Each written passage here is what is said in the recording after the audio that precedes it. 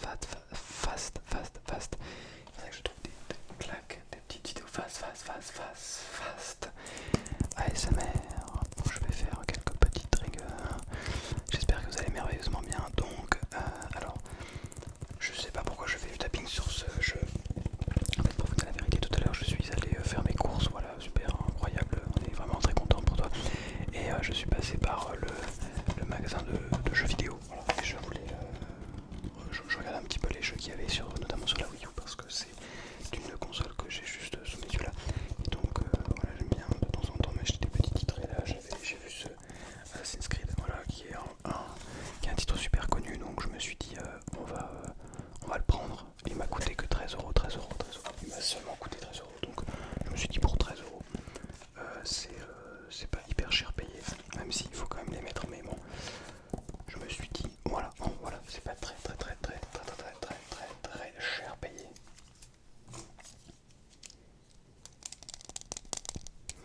En fait, je sais pas trop quoi faire en fast comme trigger. Le tapping, ça me paraît un peu la base. Attendez.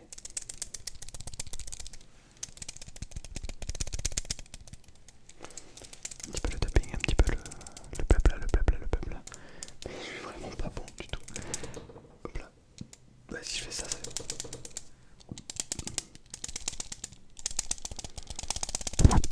Pardon, je suis vraiment désolé, pardon, vraiment désolé.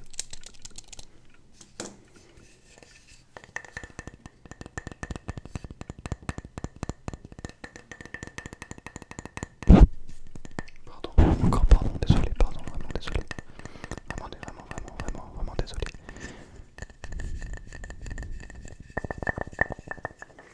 Bon, sinon, comment ça va toi?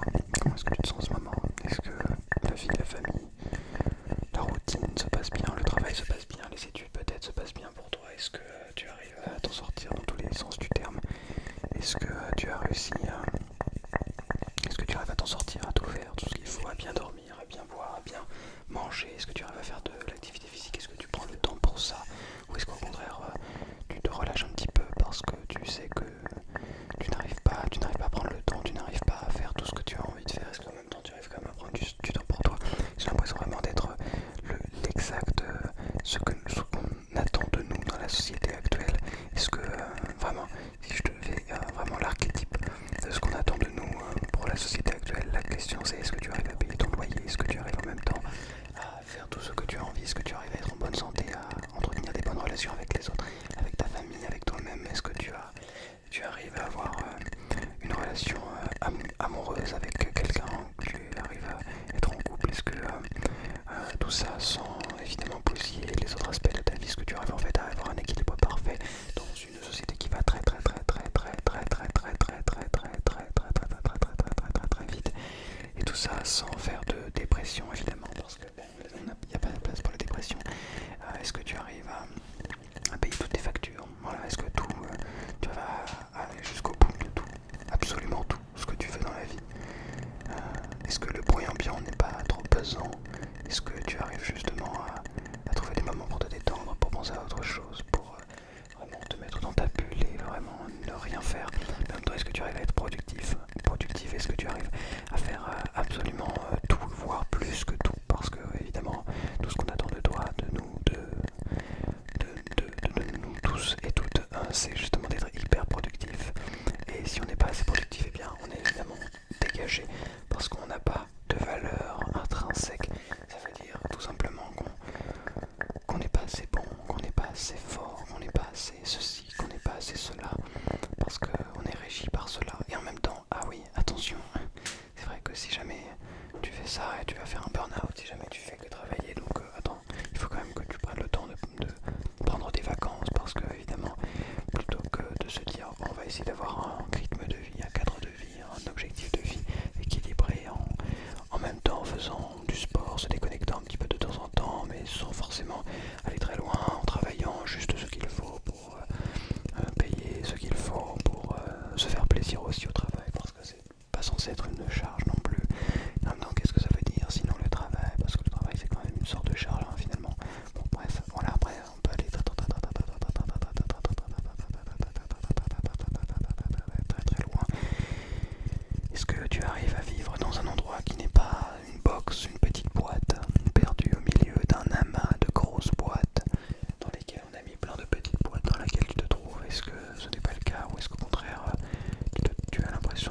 un animal en cage au milieu de tout un tas de grosses cages. Voilà, peut-être.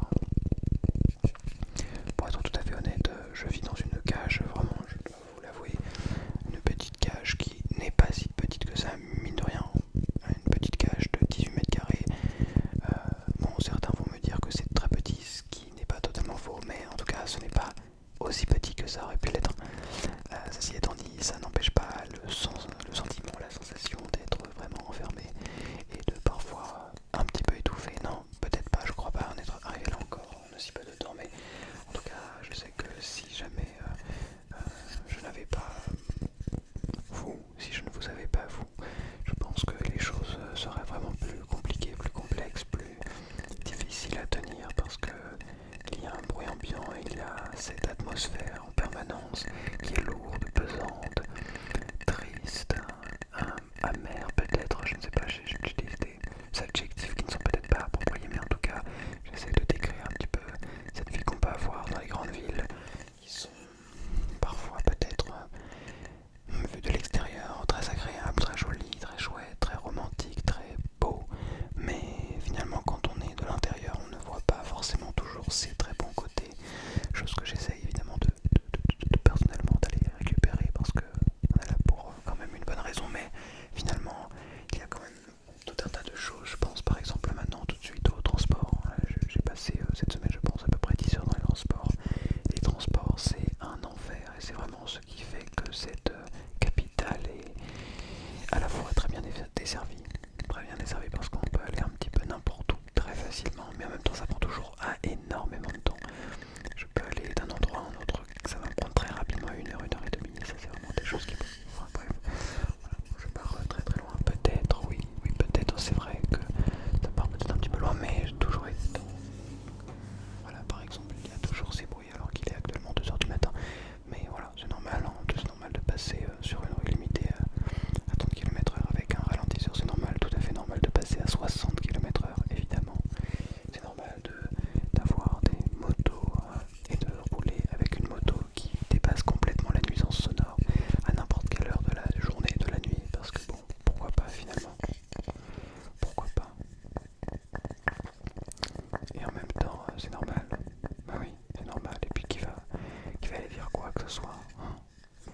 Quand hier soir il y a eu des énormes feux d'artifice tirés, mais pas pour faire un feu d'artifice, non, non, non, tirés je ne sais où, peut-être sur des murs, je ne sais pas, à peu près 1h30 du matin.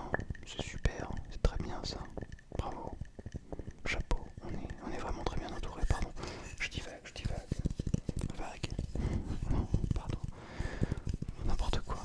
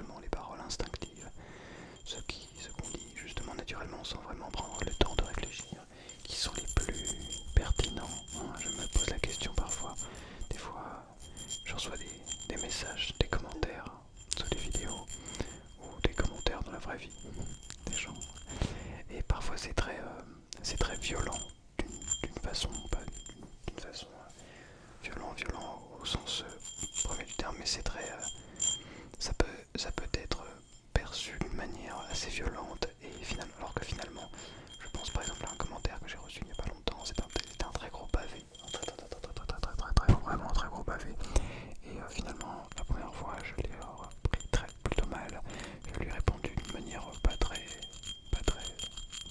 peut-être positive.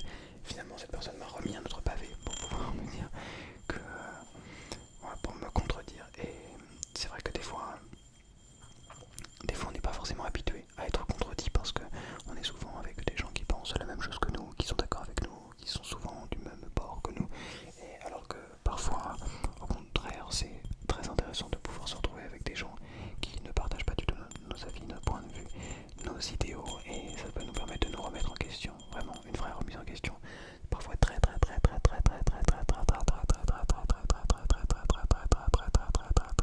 difficile, mais parfois c'est vraiment très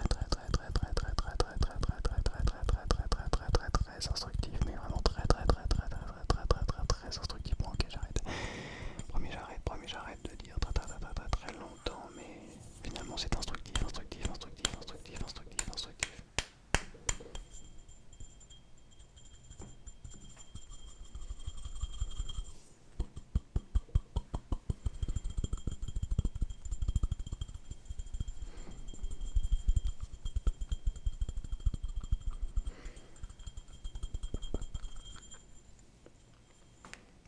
Pas facile.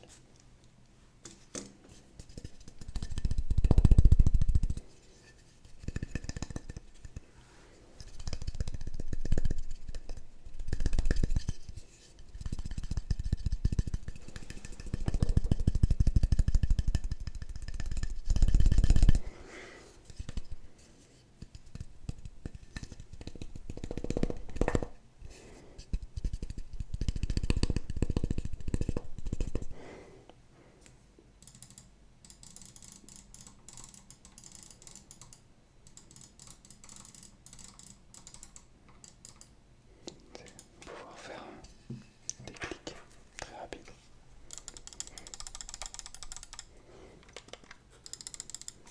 Attendez, je préfère quand c'est posé.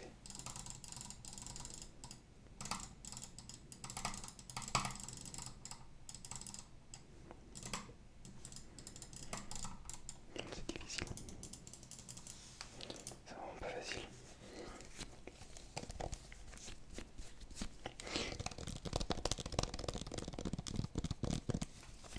Je crois que la protection de mon téléphone commence vraiment à rendre l'âme.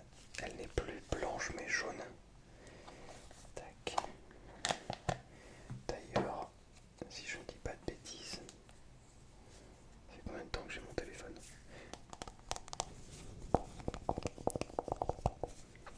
Super iPhone. Je crois que c'est le téléphone que j'ai gardé le plus longtemps de ma vie. Vraiment. J'ai jamais eu un téléphone aussi longtemps. C'était en 2022, je crois. 2022, ça fait 4 ans. Ça fait 4 ans. Ça va faire 4 ans que j'ai acheté ça. Je vous le dis, pour moi c'est très long, 4 ans. Mais oui, je crois, parce que c'est un 2000. C'est un Galaxy SE. Non, Galaxy. Un iPhone SE 2022. Et je crois que je l'ai acheté l'année de sa sortie. Donc je crois que je l'ai acheté en 2022. Oui, ça doit être ça, 2022. 4 ans. Mais attendez. Genre en septembre, là, ça fera 5 ans que je suis que j'ai cette chaîne YouTube. 5 ans, mais le temps passe tellement vite. Oh là là. Ça fait peur tout ça. 4 ans avec ce téléphone. 4 ans que j'ai fait le GR20. Incroyable. Incroyable. Je me souviens encore l'avoir déballé. Je pensais pas qu'il allait tenir aussi longtemps ce téléphone. C'est très bien. C'est très bien. Et aujourd'hui je me pose des questions sur la prochaine fois que je vais le changer. Parce que je me dis, est-ce que je reste chez Apple? Est-ce que je décide de rester, ouais, je rachète un iPhone? Parce que dans cette interface là avec l'iPad et le Mac, ou est-ce que au contraire, n'ayant pas non plus un budget faramineux, un budget faramineux, je décide d'acheter un téléphone beaucoup moins cher qui fera aussi bien le taf. Je me pose cette question de temps en temps. Parce que bon, on va pas se mentir, ça c'est très cher. J'avais acheté celui-là parce que c'était le moins cher. Et je l'ai acheté 600 balles quoi. Hyper cher. Hyper cher. Après ça marche très bien, la preuve. 600 balles si ça dure 4 ans.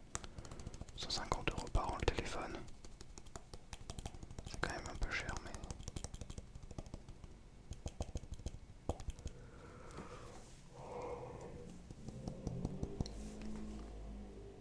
Enfin bon, après, toujours des questions de point de vue. En soi, comme le téléphone fonctionne bien, ce qui est envisageable, c'est de changer la protection. En même temps, vous savez, j'aime beaucoup. Je crois que j'aime bien en fait avoir des objets vraiment usagés. Je trouve que ça a un certain charme, ça a une histoire, ça rajoute de la valeur à l'objet, même si ça en fait perdre finalement. Je sais pas comment vous l'expliquer, mais à la fois, bon bah plus j'attends pour changer ce téléphone, moins ce téléphone a de la valeur, dans le sens où si je veux le revendre, je le revendrai quasiment rien du tout, par rapport au prix que je l'ai acheté surtout. Mais là je sais même pas combien il vaut, je sais même pas combien ça vaut ça sur aujourd'hui sur internet. On va aller regarder. Mais et à la fois, ça veut aussi dire que si je me fais voler, ou si je le perds, ou si je le casse, bah ça a moins de valeur que si je me rachète en neuf et que je le casse quoi. Vous voyez ce que je veux dire?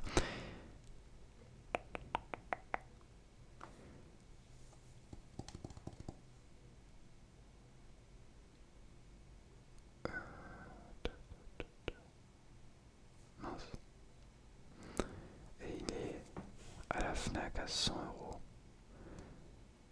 À 159 reconditionné. Mais on peut le retrouver à 104 € sur la Fnac. Je pense d'occasion, il est même beaucoup moins cher. Beaucoup moins cher. 100 €.